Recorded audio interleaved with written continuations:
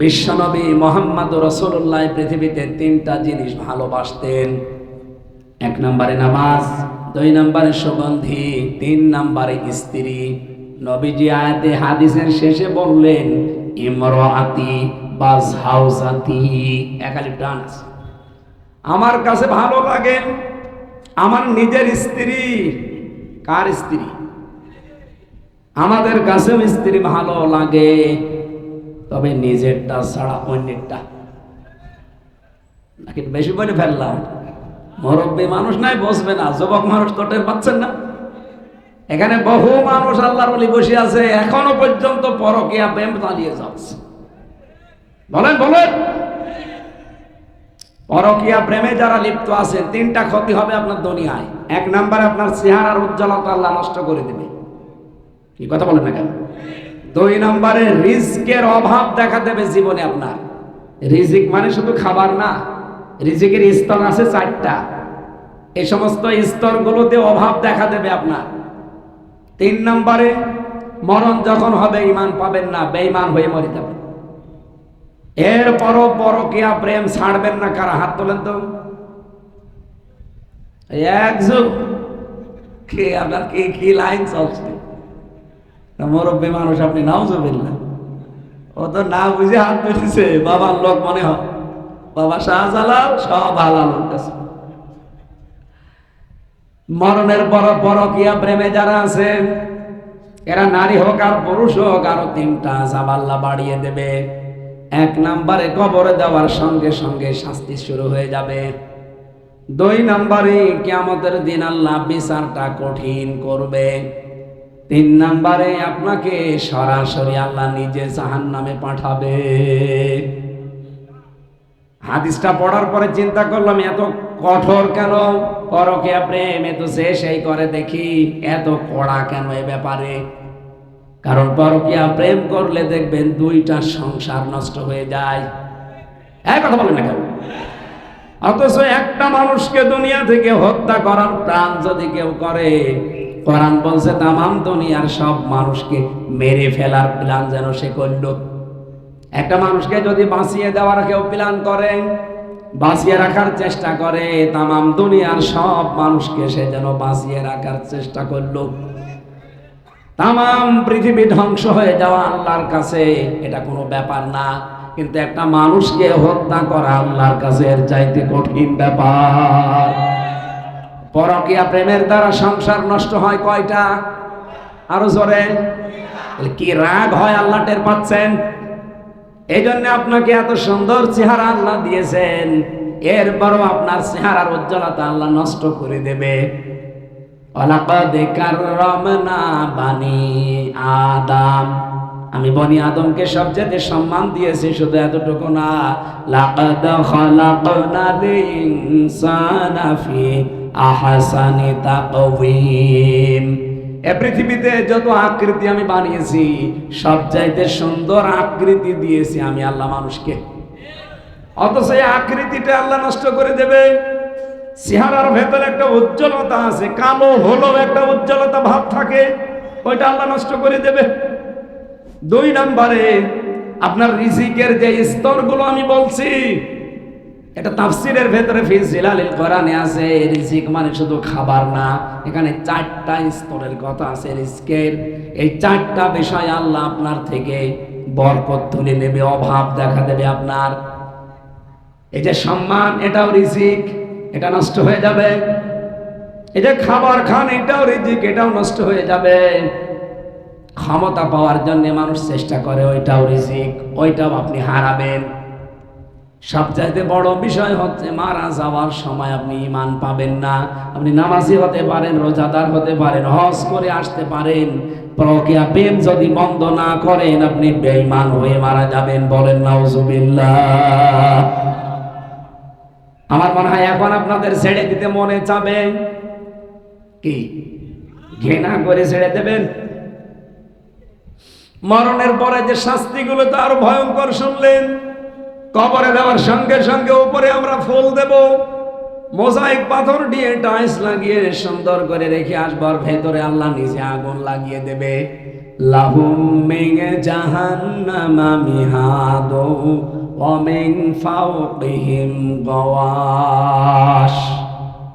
সূরা আরাফের ভেতরে আমি পেয়েছি মানুষকে আল্লাহ কবরে দেওয়ার সঙ্গে সঙ্গে নিচে জাহান্নামের চাদর লাগিয়ে দেবে, নিচে জাহান্নামের বিছানা বিছিয়ে দেওয়া হবে, আর উপরে আল্লাহ চাদর দিয়ে ঢেকে দেবে জাহান্নামের।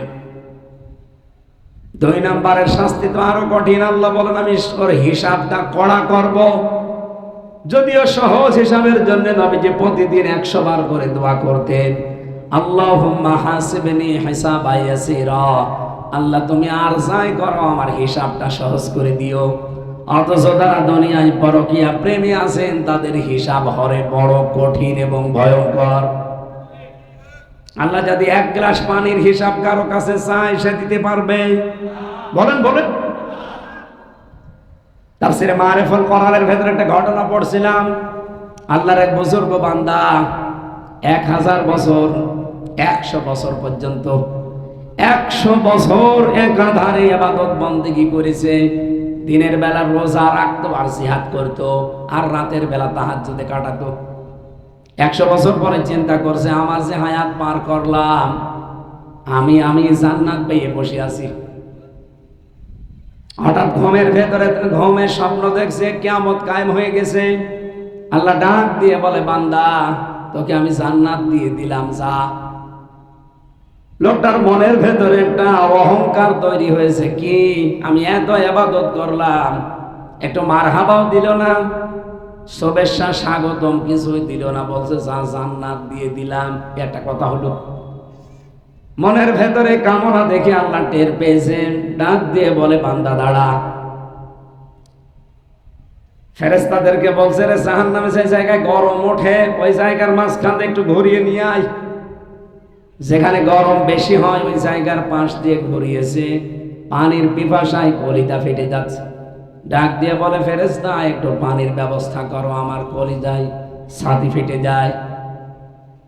এখানে তো দুনিয়া না, এটা কিন্তু ময়দানে মাহশার। জাহান্নামের পাশ দিয়ে আপনাকে নিচ্ছিলাম, এখানে মাংনা ফ্রি পানি পাওয়া যাবে না, যদি পেতে চান একটা কিছু দেওয়া লাগবে। কি দেব? 100 বছর ইবাদত করেছিলেন, 50 বছরের ইবাদত আমাদের দিয়ে দেওয়া লাগবে। আমার জীবনই বাঁচে না, ইবাদত নিয়ে করবো কি? দিয়ে দিলাম, যান। পানির ব্যবস্থা হয়েছে, খাবারের পরে প্রসাবের চাপ দিয়েছে, বলে আমি প্রসাব করতে চাই, যেখানে সেখানে করা যাবে না, ব্যবস্থা করে দিচ্ছি, কিন্তু বাকি 50 বছরের ইবাদত দেওয়া লাগবে। দিয়ে দিলাম, আগে ব্যবস্থা করেন। প্রসাব হয়ে গেছে, আল্লাহ ডাক দিয়েছে বান্দা ভালোভাবে বললাম জান্নাত চলে যাও, গেলে না। 100 বছরের ইবাদত, 1 গ্লাস পানি খেয়েছিলে আর 1 গ্লাস বের করেছিলে, শেষ। অথচ দুনিয়ায় 100 বছরে কত গ্লাস পানি পান করেছো, প্রতি গ্লাসে 50 বছরের ইবাদত দেওয়া লাগবে, এরপরে জান্নাত।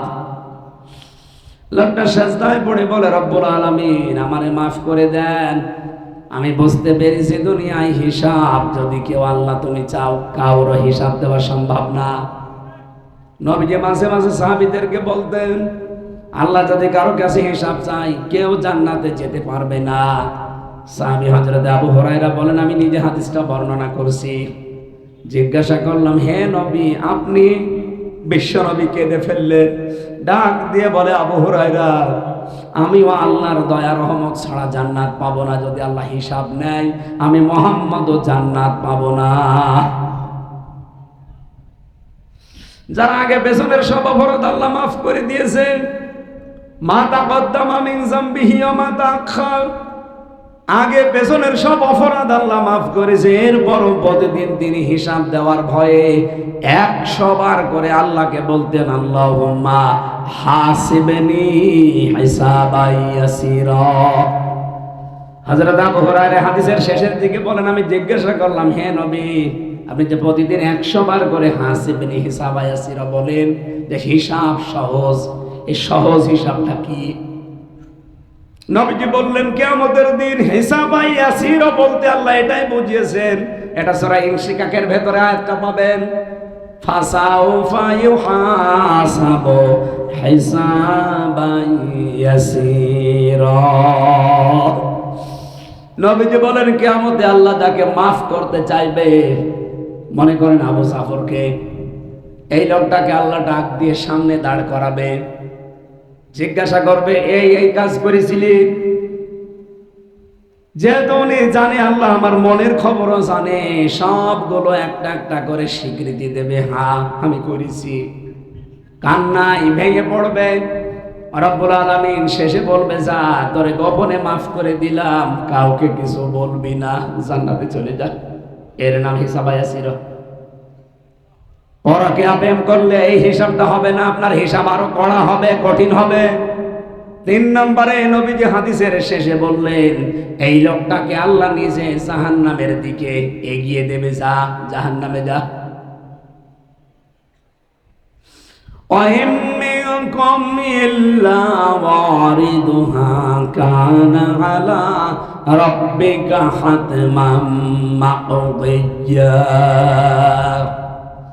ثُمَّ نُنَجِّي الَّذِينَ اتَّقَوْا وَنَذَرُ الظَّالِمِينَ فِيهَا جِثِيًّا।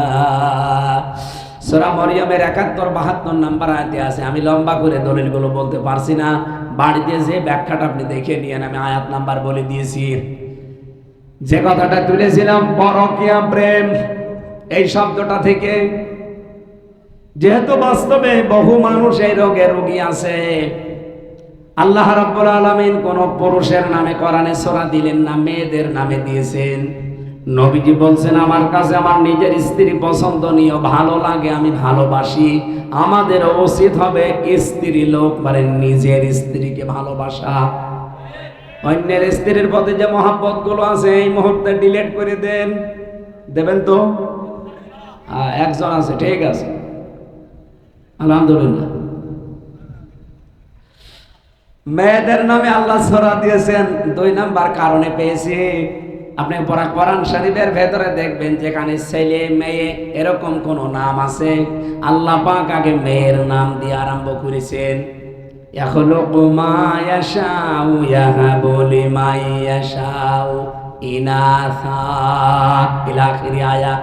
সূরা সূরার ভেতরে আছে রব্বুল আলামিন বলেন আমি বানিয়েছি, আমি যাকে ইচ্ছা কন্যা দেই, যাকে ইচ্ছা পুত্র দেই।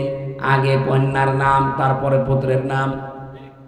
আল্লামা আলুসি রুহুল মানির ভেতরে বর্ণনা করেন আল্লাহ মেয়ের নাম আগে দিয়েছেন এই কারণে আল্লাহ নিজেই মেয়েদের পক্ষে।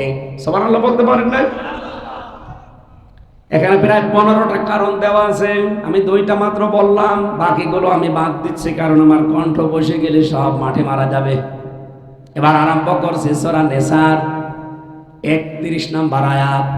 ইন তাজতানিবু কাবাইরা, আল্লাহ পাক বলেন আমি শর্ত দিয়েছি, ইন যদি, তাজতানিব তোমরা বেঁচে থাকো, কাবাইরা বড় বড় অপরাধ থেকে, গুনাহ থেকে, মা তুনহাউনা আনহু যেগুলো আমি আল্লাহ তোমাদের নিষেধ করেছি। নুকাফির আনকুম সাইয়্যাতিকুম, কি করব জানো? তোমাদের যত অপরাধ আছে ছোটখাটো, এই ছোট অপরাধগুলো আমি আল্লাহ নিজের ইচ্ছায় মাফ করে দেব।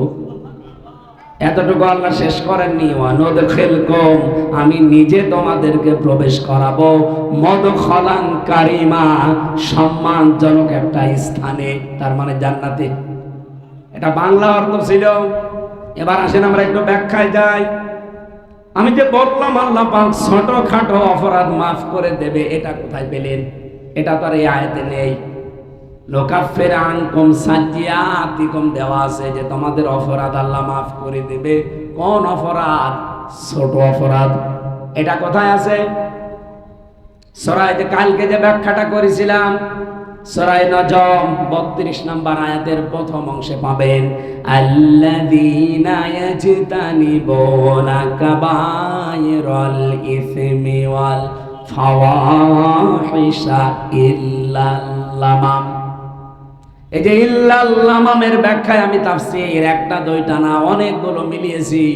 মুফাসসিরিন کرام জানাতে চেয়েছেন তোমরা যদি বড় বড় অপরাধ মানে কবিরা গুনাহ থেকে নিজেকে বাঁচিয়ে রাখতে পারো, ছোটখাটো অপরাধ আল্লাহ তার গফফার নামের খাতিরেই মাফ করে দেবে। তাহলে আমাদের উচিত এখন বড় গুনাহ থেকে নিজেকে বাঁচানো। বড় গুনাহ কি? এখানে কয়েকটা প্রশ্ন আসতে পারে। শিক্ষিত মানুষদেরকে অ্যাক্টিভ হওয়ার জন্য বলছি, এটা আবার বাইরে যে ফতোয়াবাজি করবেন এই জন্য বলছি। বলেন তো, পৃথিবীতে যে বড় বড় গুনাহগুলো আল্লাহ কোরআনে দিয়েছেন, আমি পুরা কোরআন শরীফের ভেতরে বড় গুনাহ পেয়েছি ৭০টা। কয়টা? আমি এগুলো সব নোট করেছি। ৭০টা বড় গুনাহ আছে। আরো অন্যান্য ইমামরা যারা ফকি, যারা তাফসির করে, আরো বেশি দিয়েছে। আমি মারিফুল কোরআন বেশি পড়ি আর তাফসিরে ফি জিলালিল কোরআনটা বেশি পড়ি। এই দুইটা সামারাইজ করে আমি ৭০টা পেয়েছি। এক নম্বরে আল্লাহর কাছে বড় গুনাহ হচ্ছে আল ইশরাকু বিল্লাহ, আল্লাহর সাথে শিরিক করা। আপনি যদি শিরিক থেকে বেঁচে থাকতে পারেন, এখন শিরিক কাকে বলে? এত কড়া কথা আল্লাহ কোন গুনার ব্যাপারে দিয়েছেন বলে আমি জানি না। ইন্নাল্লাহা লা ইয়াগফিরু আন ইউশরাকা বিহি ওয়া ইয়াগফিরু মা দুনা যালিকা লিমান ইয়াশা। আল্লাহ বলেন সব অপরাধ মাফ করে দিলেও দিতে পারি, কিন্তু শিরিক মাফ হবে না যতক্ষণ তওবা করে ফিরে না আসবে। কত বাস্তব কথা দেখলেন, কত কঠিন মারাত্মক কথা। এমনকি আয়াতের ব্যাখ্যা পড়তে গিয়েছিলাম মায়েদার ভেতরে বেশি, ইন্নাহু মান ইউশরিক বিল্লাহি ফাকাদ হারামাল্লাহু আলাইহিল জান্নাহ ওয়া মাআওয়াহুন নার। কোন মানুষ যদি শিরিক করে আল্লাহর সাথে, ওই মানুষের জন্য আল্লাহ ওই দিন থেকে জান্নাত হারাম করে দেয় আর জাহান্নাম ওয়াজিব বানিয়ে দেয়। ইয়াদের আরেকটা ব্যাখ্যা পেয়েছি সূরা ফুরকানের ভেতরে, ওয়াকাদিমিনা ইলা মা আমিলু মিন আমালিন ফাজআলনাহু হাবাআম মানসুরা। কোন মানুষ যদি দুনিয়ায় শিরিক করে, কিয়ামতের দিন আল্লাহ যখন আমলনামা দেখবে, শিরিকের গন্ধ পর্যন্ত যদি পায়, ধুলি কণার মতো মুখের উপরে আল্লাহ নিক্ষেপ করবে ওর আমলনামা। বলেন নাউজুবিল্লাহ। এখন শিরিকটাকে আমি এক কথায় জবাব দিচ্ছি, যদিও ব্যাখ্যা করলে আমি একটা পয়েন্টে সারা রাত শেষ হয়ে যাবে। শিরিক বিল জাত, শিরিক বিল সিফাত, শিরিক বিল হুকুক, শিরিক বিল ইখতিয়ারা, এর এক একটা আবার 4 প্রকার করে আছে। 4 4 16 প্রকার। আমি এক একটা আবার ব্যাখ্যা করেছি, এক একটা 4 প্রকার করে যদি 16 প্রকার হয়, তাফসিরে ফি জিলালিল কোরআনে 120 প্রকার পর্যন্ত শিরিক দেওয়া আছে। এতগুলো পয়েন্ট আকারে যদি শুধু শিরিক বলা হয়, শেষে দেখা যাচ্ছে প্রথমটা শুনলে 120 নাম্বারটা ভুলে গেলেন। এক কথায় জবাব দিলাম, শিরিক আল্লাহ যেটা পারে ওইটা অন্য কেউ পারে, এই বিশ্বাস করার নাম শিরিক। কথা বোঝা গেছে কিনা বলে? আল্লাহ যেটা পারে ওইটা অন্য কেউ পারে, এই বিশ্বাস করার নাম। এই বিশ্বাসে বিশ্বাসী মানুষ দেশে নেই। বলেন তো, সন্তান দিতে পারে কে? আপনাদের 8 রশির পীর দিতে পারে। কত মানুষ দেখবেন সন্তান 15-20 বছর না হলে ওখানে যে মান্যত করে, অথচ কোনো বাবার নামে, কবরের নামে মান্যত করা জায়েজ নেই। মান্যত হবে শুধুমাত্র কার নামে? আমাদের জাতির পিতা ইব্রাহিম আলাইহিস সালাম 86 বছর পেয়েছি আমি তাফসিরে। 86 বছর বিয়ের পরে সন্তান হয়নি, কোন মাজারে কোন কবরে উনি দৌড়াননি। এই 86 বছরে উনি ডাক দিয়েছেন কাকে? 86 বছর পরে আল্লাহ ওনার ডাকে সাড়া দিলেন, ফাবাশশারনাহু বিগুলামিন হালিম। তোমাকে আমি একটা সহনশীল পুত্র সন্তানের সুসংবাদ দিলাম। আমাদের পিতা, যাকে আমরা জাতির পিতা বলে ডাকি, এই বানানোটা না, এটা তো বানানো, আসল যেটা। উনি 86 বছর একাধারে বিয়ের পরে শুধু দোয়াই করেছেন, সন্তান হয়নি। 86 বছর পরে আল্লাহ জবাব দিলেন, যা দিলাম। কত বছর? বলেন বলেন। অনেক দোয়া শোনার পরে আল্লাহর জবাব শুনেছিলেন যে ফাবাশশারনাহু বিগুলামিন হালিম। চিন্তা করলেন আল্লাহ জবাব দিল আমাকে হালিম। দেখি কেমন হালিম দিয়েছে। একে চাচা হালিম না মামা হালিম? মামা হালিম বিক্রি হয় না, চাচা হালিম। এই হালিম দিয়েছিল আল্লাহ তাকে। কি হালিম? আপনি দেখেন কেমন হালিম দিয়েছে। এটা তাফসিরে তাফহিমুল কোরআনে পাবেন, সাইয়্যিদ আবুল আলা মাওদুদী রাহমাতুল্লাহ আলাইহি এমন সুন্দর একটা ব্যাখ্যা দিয়েছেন। আমি এই হালিম শব্দটার ব্যাখ্যা করতে গিয়ে আমি নিজে আশ্চর্য হয়ে গেছি যে জাতির পিতা উনি কোন ধাঁচের ছিলেন। উনি চিন্তা করলেন আল্লাহ আমাকে ৮৬ বছর পরে গোলামিন হালিম দিয়েছে, আমি দেখব এটা কেমন হালিম। এই জন্য ১১ বছর বয়সে আল্লাহ রাব্বুল আলামিনের এই হাবিব, বিশেষ করে হযরত ইব্রাহিম ইসমাইলকে নিয়ে যখন জবাই করার জন্য যাচ্ছিলেন, এই ঘটনা শোনেননি? তাফসিরে দুইটা নাম আছে, হয় ১১ বছর নয় ১৩ বছর। ১১ই ধরেন, ১১ বছরের এতটুকু একটা বাচ্চা, তাকে বলছে ইন্নী আরা ফিল মানাম আন্নী আযবাহুকা ফানজুর মাযা তারা, আমি স্বপ্নে দেখলাম তোমাকে জবাই করছি, এখন তোমার রায় বলো। প্রশ্ন আসতে পারে হযরত ইব্রাহিম উনি যে স্বপ্ন দেখেছিলেন নবীদের স্বপ্ন, ওহি নবীদের স্বপ্ন কি? ওনাকে আল্লাহ যে নির্দেশ দিচ্ছেন এই বিধানটা আসলে কার? আরো জোরে বলে, পালন করবে কে? ইব্রাহিম। আল্লাহর বিধান, আল্লাহর নবী এবং খলিল, উনি পালন করবে।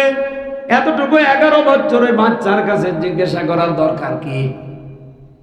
দরকার হয়েছিল এই জন্যে উনি ৮৬ বছর দোয়া করেছিলেন, আল্লাহ আমি তোমার কাছে নেককার সন্তান চাই, রব্বি হাবলি মিনাস সালিহিন, নেককার সন্তান চাই।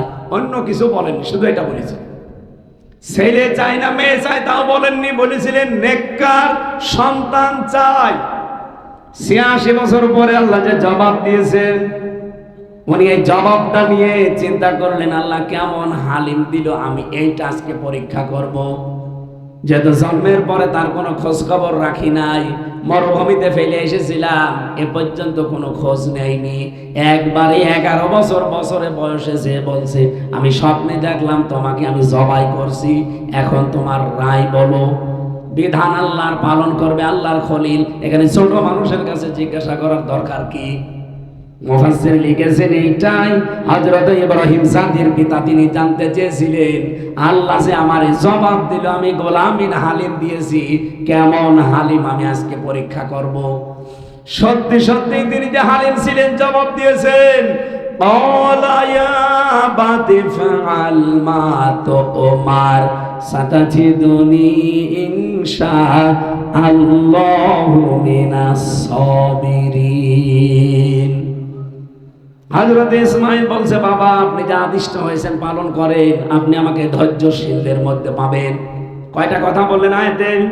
আপনি যা আদিষ্ট হয়েছেন পালন করেন, আপনি আমাকে ধৈর্যশীলদের মধ্যে পাবেন। ধৈর্যশীল পাবেন এ কথা বলেননি? তাহলে সবের বলতে পারতেন যে আমি ধৈর্যশীল। সাবিরিন বহু বচন দিয়েছেন। হে বাবা, শুধু আমি না, আমার মতো বহু ধৈর্যশীল দুনিয়াতে আছে। আল্লাহর বিধান মানতে তারা ধৈর্যের পরিচয় দেয়, আমি তাদের ভেতরে একজন। আমার এ ব্যাপারে কোনো অহংকার নেই। জোরে বলুন সুবহানাল্লাহ। ইব্রাহিম নবী খুশি হয়ে গেলেন, মাবুদ তুমি যে আমাকে হালিম দিয়েছো, সত্যি এটা হালিম, এটা যে ধৈর্যশীল আমি পেয়ে গেছি। আল্লাহ এবারে লিল্লাহি তাকবীর, আল্লাহু আকবার বলে যে জবাই দিতে গেছেন, আল্লাহ পাক তার সন্তানের পরিবর্তে একটা দম্বা পাঠিয়েছেন জান্নাত থেকে। আমার প্রশ্ন ছিল, ইব্রাহিম নবী এত বছর সন্তান না হওয়ার পরেও কোনো কবরে মাজারে গেছে, আপনি কোন কারণে আটপ্রসে যাবেন বলেন? যে শুয়ে আছে ওই কবরের ভেতরে, সে যেই হোক সে বিপদে আছে। নবীজি বলেন মৃত মানুষ যারাই কবরে আছে তারাই সমুদ্রের ভেতরে আছে।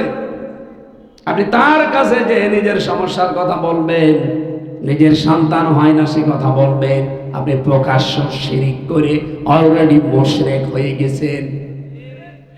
আমি আবার রিপিট করছি, আল্লাহ যেটা পারে ওইটা অন্য কেউ পারে, এই বিশ্বাস করার নাম শিরিক যে করে সে, বলেন বলেন, আরো জোরে বলেন।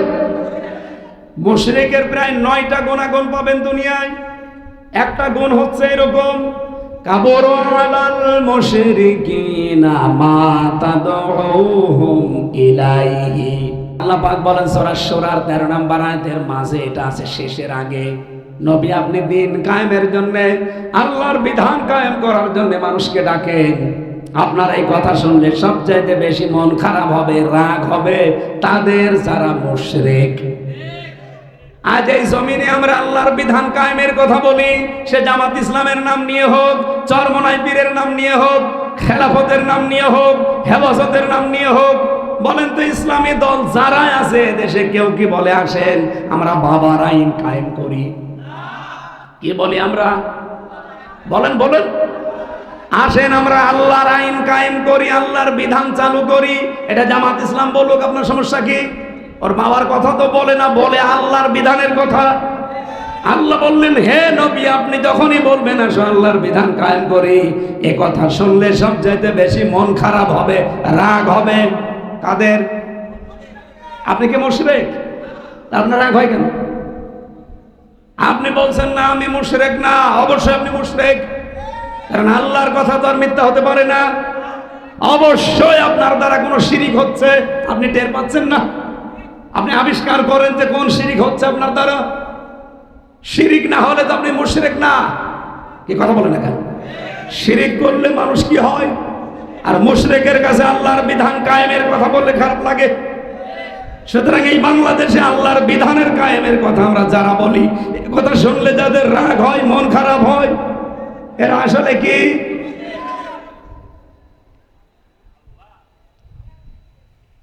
আমি শিরিক বিল জাত, শিরিক বিল সিফাত, শিরিক বিল ইখতিয়ার, শিরিক বিল হুকুক এগুলো ব্যাখ্যা করতে পারলে আরো ভালো। আমার কণ্ঠ মনে হয় আর পারবে না, বসে যাবে।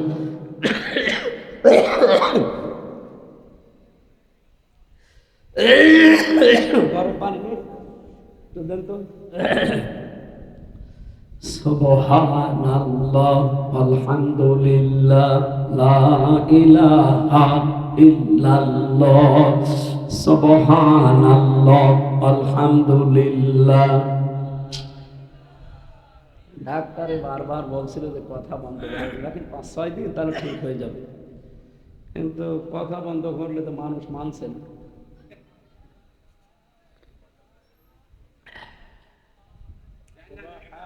না না চলে যান, চলে যান, যান যান তাড়াতাড়ি চলে যান। আরো কিছু মানুষ উঠলে উঠেছে ভাই, তাড়াতাড়ি ওঠে। ওই গেটে মেয়েদের জন্য আমি জেলখানে একটা বই লিখেছিলাম, আদর্শ নারী।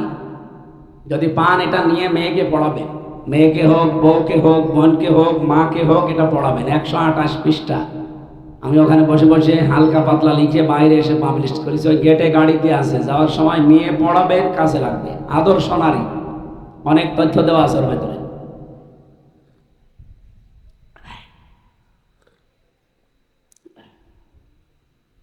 জিকির করতে আরম্ভ করেছিলাম, এরা যা আরম্ভ করেছে আমার মনে হয় এদের এই আট রশিদ দরবারে নিয়ে যাওয়া দরকার। জিকির কি গো, আমি কয়েকবার দেখার জন্য গিয়েছিলাম, ওরা যে জিকির করে, আর কে জিকির।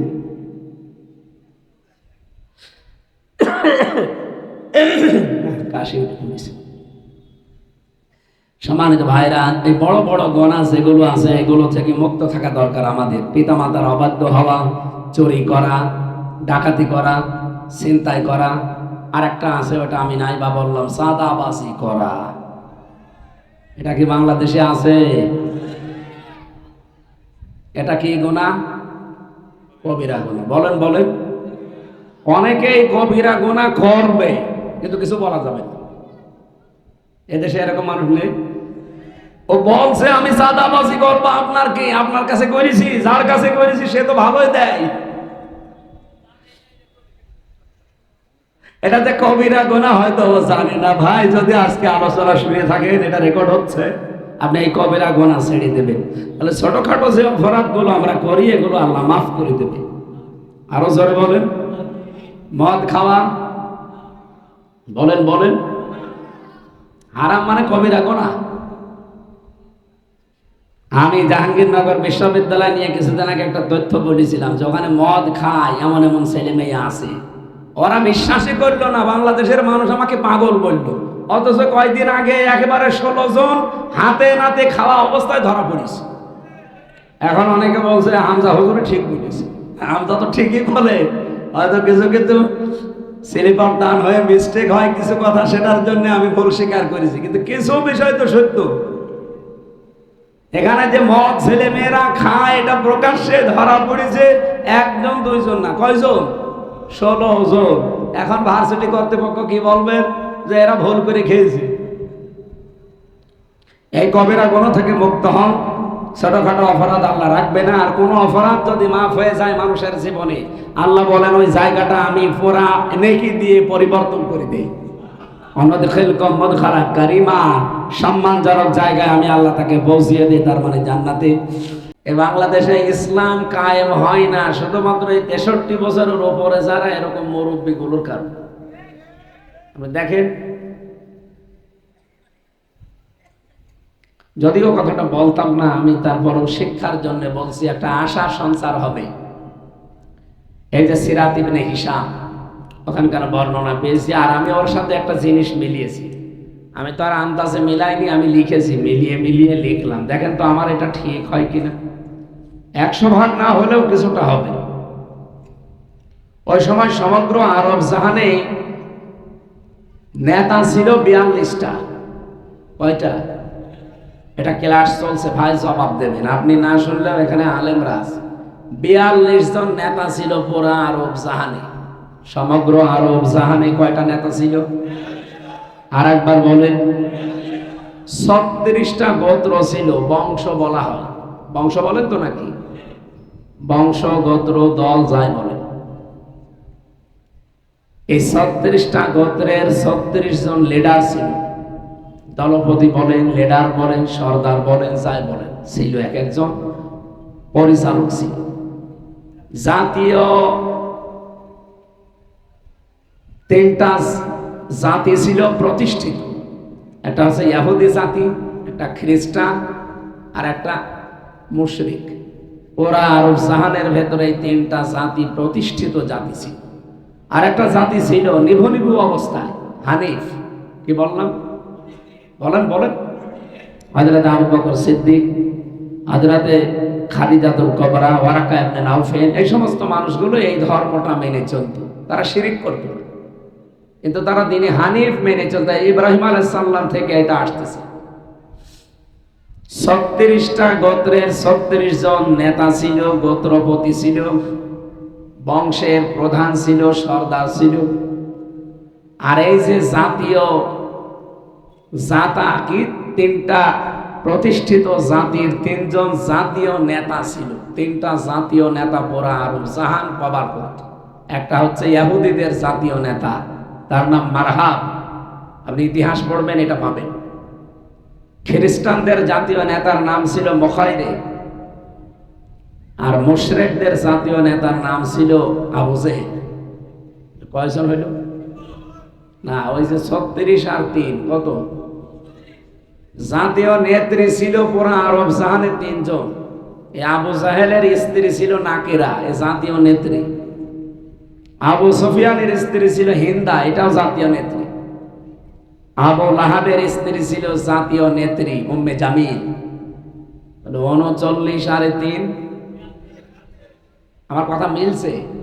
আমি কি বানিয়েছি নাকি আমি কোট করে নিয়ে এসেছি? শুধু এখানে সবচেয়ে বড় বিষয় হচ্ছে আমাদের বাংলাদেশে, আমি একটা হিসাব করেছি, আমি আজকের বিশ্ব থেকে এটা পেয়েছি, এই আপডেট যেটা ভার্সন এইটা থেকে, আগেরটা। এখানে আমাদের পুরা এই 64টা জেলা বাংলাদেশে 630টা থানা, আমাদের বর্গ মাইল হিসাবে আমরা আছি 56,000 বর্গ মাইল এলাকা। কথা ঠিক আছে তো? এখানেও আপনি দেখবেন 36টা নাম করা বংশ আছে। আমি হিসাব করে করে এগুলো পেয়েছি। খান বংশ, সর্দার বংশ, সৈয়দ বংশ, হাওলাদার, শিকদার, চাকলাদার, মাতব্বর, চৌকিদার, বিশ্বাস, মন্ডল, বসিয়া বলে এক বংশ আছে, জর্দার, আমি একটা একটা করে যেগুলো বলছি এগুলো কি দেশে নেই? আমার এ পর্যন্ত বুঝেছেন কিনা বলেন। এই বংশের ভেতর থেকে সারা বাংলাদেশ আপনি দেখবেন কন্ট্রোল করে 42 জন।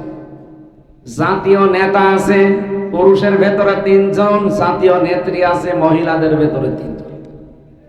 জাতীয় নেতা আপনি ধরেন বঙ্গবন্ধুকে, জিয়াউর রহমানকে, আর চাচা এরশাদকে, এগুলো ঠিক আছে না? জাতীয় নেত্রী হাসিনা, খালেদা, রওশন এরশাদ। আপনি বলেন খাপের খাপ মেলছে কিনা? তাহলে 36টা গোত্র আছে এবং এই 36 গোত্রের নেতাও এরকম আছে। তাদের বংশের নামও দেখবেন মাঝে মাঝে শেষে লেখা থাকে, হয়তো অমকালী বিশ্বাস, অমকালী মণ্ডল, অমকালী শিকদার, অমকালী জোয়ারদার, অমকালী খান, লেখা থাকে না? আমি হিসাব করে দেখলাম এই 54 বছরে বাংলাদেশে শান্তি আসে না এই 42 জনের কারণে। ওই জামানায় নবীজি 17 বছর থেকে 40 বছর একাধারে তিনি একটা দল করেছিলেন, তার নাম ছিল হেলফুল ফুদুল। হেলফুল ফজুল না, দোয়াত আছে হেলফুল ফুদুল, শান্তির সঙ্গ। এ দলটা কতদিন করেছিলেন? আপনারা কি ঘুমাচ্ছে? আর ভাই কিছু তো অন্তত ছাত্র থাকা লাগবে। কত বছর? 23 বছর একাধারে এই দলটা তিনি চালিয়েছেন, এলাকার বিভিন্ন যুবকদেরকে নিয়ে শান্তি প্রতিষ্ঠা করার জন্য চেষ্টা চালিয়েছিলেন, কিন্তু কাঙ্ক্ষিত মানের শান্তি দিতে বলেন বলেন উনি চিন্তা করলেন যে 23 বছর আমি চেষ্টা করলাম, অথচ আমি শান্তি দিতে পারলাম না, দোষ কি আমার নাকি কার দেখি। এবার চলে গেলেন হেরা গুহায়। আপনারা এ পর্যন্ত বিভিন্ন ইতিহাসে শুনেছেন না যে হেরা গুহায় ছিলেন? কে করেছিলেন? ধ্যান। আমরা মনে করি আমাদের এই পীর সাহেবের মতো, এই যে পাশে একটা আছে, মনে করে এরকম পীর সাহেবের মতো চোখ বন্ধ করে উনি ধ্যান করেছেন। না, উনি চিন্তা ভাবনা গবেষণা করেছিলেন যে শান্তি আসে না কেন। আল্লাহ আমাকে শান্তির দূত করে দুনিয়ায় পাঠিয়েছেন। ওমার সালনাকা ইল্লা রাহমাতাল লিল আলামিন। আমি শান্তি স্থাপন করতে পারি না। কি সমস্যা কি আমার নিজের নাকি যারা আছে আমার সাথে এদের? 23 বছর পরে উনি ধ্যান করলেন, গবেষণা করলেন, চিন্তা ভাবনা করলেন, দেখলেন যে না, ওরা আরব সাহানে এই 42 জন মানুষ যত অপকর্মের মূল হোতা এরা। এই যে চুরি, ডাকাতি, ছিনতাই, লুণ্ঠন, চাঁদাবাজি, মারামারি, রক্তপাত করা, যা কিছু করে সবই 42 জন নেতা এগুলো চালায় এরা। আপনি হিসাব করে দেখেন বাংলাদেশে এই 42 জন, আমি নাম ধরে ধরে বলতে পারতাম, শুধু একটা ইশারা আছে এই জন্য আমি বললাম, আমি কিন্তু সব নোট করেছিলাম। এই 42 জন আপনি সারা বাংলাদেশে 630টা থানায় হিসাব করে মিলান, সারা দেশ অশান্ত করার জন্য এই 54 বছরে এরাই দায়ী। এবং বাংলাদেশ থেকে তামা, লোহা, দস্তা, সোনা, রূপা এগুলো সব পাচার হয়ে যায় দাদাদের দেশে মায়ানমারে, আর ওখান থেকে আসে ডাল, বাবা।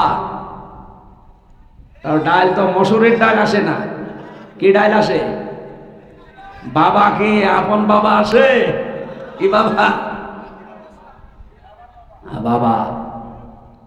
এই সমস্ত জিনিসগুলো নিয়ে আসে, মদ, হিরোইন, গাঁজা।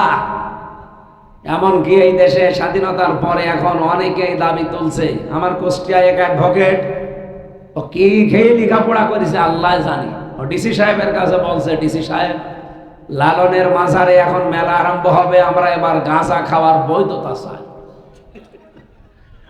ডিসি বলছে, ওই বেটা, আমি একটা জেলার ডিসি, আমার ম্যাজিস্ট্রেটি পাওয়ার আছে হাতে, কার সামনে কি বলিস? মাদক দ্রব্য খাওয়ার জন্য আবার পারমিশন নিয়ে আবার লিখিত, তোর তো এখনই জেল দেওয়া দরকার। কোথায় পৌঁছিয়েছে বলেন তো? এই গাঁজাগুলো কি ফেরেশতারা দিয়ে যায়? বলেন বলেন। এদেশের কিছু মানুষ এই যে 42 জন, এগুলো সব এর পেছনে আছে। লালনের এই মাজারে 8 কোটি, 10 কোটি, 15 কোটি, 20 কোটি টাকা খরচ হয় এই জন্মদিন আর মৃত্যুদিন পালন করতে। এতদিন যারা দায়িত্বে ছিল, ওখানকার সভাপতি ছিল ডিসি, এমপি যিনি থাকে তিনি হয় দায়িত্বে থাকে। কি এমন উপায় ওখানে আছে যে একটা মাজারের সভাপতি একজন ডিসি, একজন এমপি হওয়া লাগবে? কারণ এমন একটা এরিয়া, ওই জায়গাটা সারা বাংলাদেশে যদি আপনি গাঁজা না পান, ওখানে গেলে আল্লাহর ওলি পাবে। গাঁজা বাবা ওই জায়গায় পাবে। আর এমন একটা নিরাপদ জায়গা, পুলিশ পাহারা দিয়ে গাঁজা খাওয়ায়, যে বাবা খা, আমরা আছি। আমার আফসোস লাগে, আমার জন্ম তো ওই জেলায়। আশ্চর্য গো। নবীজি যেহেতু চিন্তা করেছিলেন এই 42 জনের মাথায় এখন এই আরব জাহান সব ভর করে আছে, ক্ষমতা বলেন, টাকা পয়সা বলেন, খাবার বলেন, সব কিছু এদের মাথার উপরে। এই খাবারের ঝড়ি এই 42 জনের মাথার উপর থেকে নিয়ে আবু বকরের মতো, ওসমানের মতো, হযরত ওমরের মতো, আলীর মতো মানুষের মাথায় যদি চাপিয়ে দেওয়া যায়, এখন মানুষ যেমন না খেয়ে আছে, এই মানুষগুলোর মাথায় চাপিয়ে দিলে মানুষ খেয়ে পারবে না। কথা বলেন না কেন? আমরাও এদেশে এটা চাই। এই 54 বছর তো আপনি দেখলেন, এই 42 জন মূল হোতা এরা অপকর্মে, যদিও এরা ধরা ছোঁয়ার বাইরে থাকে। এবার আমরা চাচ্ছি এই 42 জনের মাথা থেকে এমন এমন মানুষের মাথা এটা তুলে দেওয়ার জন্য। এতদিন যারা আমরা গা খেয়ে মরেছি, এবার আমরা খেয়ে খাবার নিয়ে পারবো না ইনশাআল্লাহ। ইসলামের পঞ্চম খলিফা হযরত ওমর বিন আব্দুল আজিজ, তার জামানায় এরকম পরিস্থিতি হয়নি।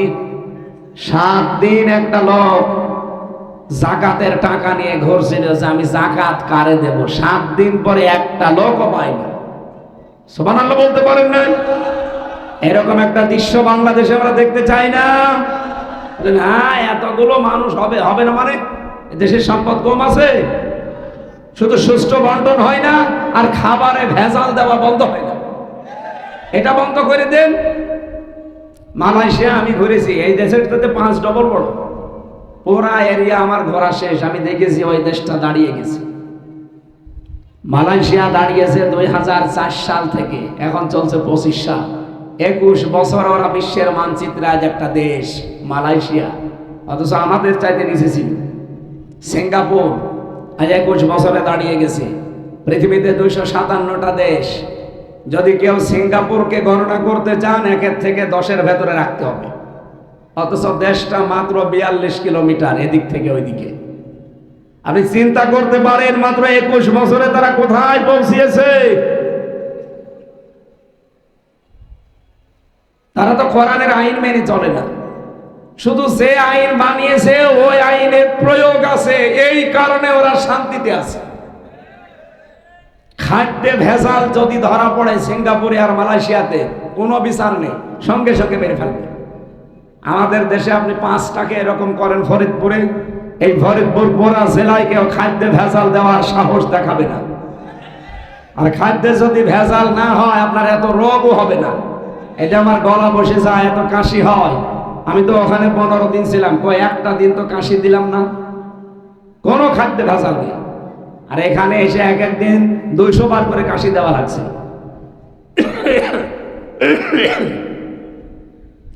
এই জন্য এই দেশটাও দাঁড়িয়ে যাবে আমরা আশা করছি, এবার যদি ইসলাম জায়গা মতো চায়। আর দৃশ্য আপনারা এবার দেখতেছেন, আপনি কিছু টের পাচ্ছেন কিনা আমি জানি না। এই 2 দিনের খবর জানেন, আন্তর্জাতিক মহল কিন্তু নড়তেছে। এই 2 দিনের খবর, বড় বড় মডেল যারা বিশ্ব চালায়, তারা পর্যন্ত এখন চাচ্ছে যে বাংলাদেশ জামাত ইসলামী এবার রাষ্ট্র ক্ষমতায় যাওয়া দরকার 5 কারণে। আমি এটা কি বানালাম এখন? তারা তো খ্রিস্টান, তারা ইহুদি, জীবনেও আমাদের কোনো উন্নতি তারা দেখতে পায় না, পাবেও না। কিন্তু তারা চাচ্ছে যে জামাত ইসলামী বাংলাদেশ নামে যে দলটা আছে, এরা এবার ক্ষমতায় যাক। কারণ হিসাবে ওরা 5টা কারণ দিয়েছে। একটা কারণ দেখে আমি খুব আনন্দিত। এক কারণ হচ্ছে জামাত ইসলামী বাংলাদেশে যারা আছে তারা সৎ, যোগ্য, ভদ্র এবং সততা নিয়ে চলে। একটা খ্রিস্টানের মুখ থেকে এই কথা শোনায় কি যায় তাই ব্যাপার? ওই জামানায় নবীজিকে তারা বলতো আল আমিন আর সাদিক, বলতো না? আমার তো মনে হচ্ছে এখন ঠিক এইরকম আরম্ভ হয়েছে। এরা যে সৎ, যোগ্য, ভদ্র, সততা নিয়ে চলে তার বাস্তব প্রমাণ এই ফরিদপুর আলী হাসান মুজাহিদ রহমতুল্লাহ আলাইহি 5 বছর মন্ত্রী ছিল। আরে ভাই, ইউনিয়নের মেম্বার না, চেয়ারম্যান না, উপজেলা ভাইস চেয়ারম্যান না, উপজেলা চেয়ারম্যান না, মেয়র না, এমপি না, মন্ত্রী ছিল। চিন্তা করতে পারেন একজন মন্ত্রী 5 বছর দায়িত্বে থাকলে তো ফরিদপুরে তার 10 তলা বিল্ডিং 5টা হওয়া দরকার, একটা আছে। আপনি আর কি ভালো মানুষ চান? এরপরেও বলে না ভালো মানুষ লাগবে। আমার মনে হয় এর চাইতে বেশি ভালো মানুষ চাইলে ফেরেশতা ছাড়া সম্ভব না। সেও তো রক্ত মাংসের বড় মানুষ, তার নামে বিভিন্ন দোষ আপনি দিতে পারেন, কিন্তু তার দায়িত্বে থাকাকালীন 1 টাকা না 4 আনা দুর্নীতি পায়নি জালেমরা। ওরা অনবীক্ষণ যন্ত্র দিয়ে খুঁজেছে, 1 টাকাও পায়নি। অথচ তাদের মন্ত্রীর দিকে তাকান, 620টা বাড়ি বানিয়েছে শয়তান। আল জাজিরা রিপোর্ট দিয়েছে 620টা বাড়ি তার। আমি সিঙ্গাপুরে না মালয়েশিয়া যেন এক হোটেলে ছিলাম, 75 তলা হোটেলটা। হোটেলের নিচে নামলাম লিফট দিয়ে, নিচে এসে দেখি 2 শয়তান চা খাচ্ছে। আমি সালাম দিলাম, আসসালামু আলাইকুম। ওয়ালাইকুম আসসালাম বলবে তো, বলছো হুজুর আমরা আগে পালিয়েছি। কি গো? আমি দিলাম সালাম আর ও বলে আমরা আগে পালিয়েছি। মানে তাকিয়ে দেখি ওই শয়তান যেটা 620টা বাড়ি বানিয়েছে। কিন্তু আল্লাহর বিচার একটা বাড়িতেও থাকতে পারে না। বাংলাদেশের বাড়ি তো যাই ছিল বিভিন্ন জেলায়, ওগুলো তো সব জনগণ পুড়িয়ে দিয়েছে। বাকি বিশ্বের বিভিন্ন দেশের বাড়িগুলো সব তালা লাগানো। ওর বেগম পাড়া আছে, ওর সাহেব পাড়া আছে, ওর সিঙ্গাপুরে ফ্ল্যাট আছে, তো থাকতে পারে না, তালা মারা। হোটেলে উঠিস কি ভাই আপনি হোটেলে কেন? হুজুর এই দেশে বাঙালি 20 লাখ বাঙালি থাকে, এই মালয়েশিয়া। যদি আমার বাইরে থাকে পিটিয়ে ভক্ত বানিয়ে ফেলবে। এটা না খুব গোপনে আছে, আপনি দোয়া করেন, ওর জন্য দোয়া আসবে। এই জন্য অবৈধ ইনকাম করে আপনি করবেন কি ভাই? যারা অবৈধ ইনকাম করে, যারা অবৈধ পাপে লিপ্ত হয়, তাদের পরিণতি যে শেষে ভালো হয় না তার প্রমাণ এই যে চলচ্চিত্র জগতের ফকিরা। এই নাম শোনেননি কোনোদিন? আমি আজকে দেখলাম ইন্টারনেটে, এই লোকটা 1 বছরে 3 বার স্টক করেছে। এই গতকালকে থেকে আর কথা বলতে পারে না। 100টার উপরে সিনেমায় উনি অভিনয় করেছে। ছিল ফকিরা, অনেক নাম করা ভিলেন, কিন্তু এখন সারা জীবন এই জেনা, ব্যভিচার, অবৈধ কামাই করে, হ্যাঁ সম্পদ আছে তার, 100টা সিনেমা করে বহু সম্পদের মালিক হয়েছে। তো শেষ বয়সে এখন নিঃসঙ্গ, কেউ তার পাশে যায় না, একা একা পড়ে আছে হাসপাতালে নার্স নিয়ে। টাকা যা কামাই করেছে এখন সব খরচ হচ্ছে, দুর্ভাগ্য কথা বন্ধ হয়ে গেছে। এই জন্য অবৈধ ইনকাম যারা করবেন তাদের শেষ পরিণতি কিন্তু এটা হবে। আমার মনে হয় এই ফকিরাকে দেখে শিক্ষা নেওয়া দরকার। কথা বলেন না কেন? এর চাইতে আরো শিক্ষা নেওয়ার জায়গা আমাদের দেশে নেই। আমি এগুলোর নাম নিলাম না।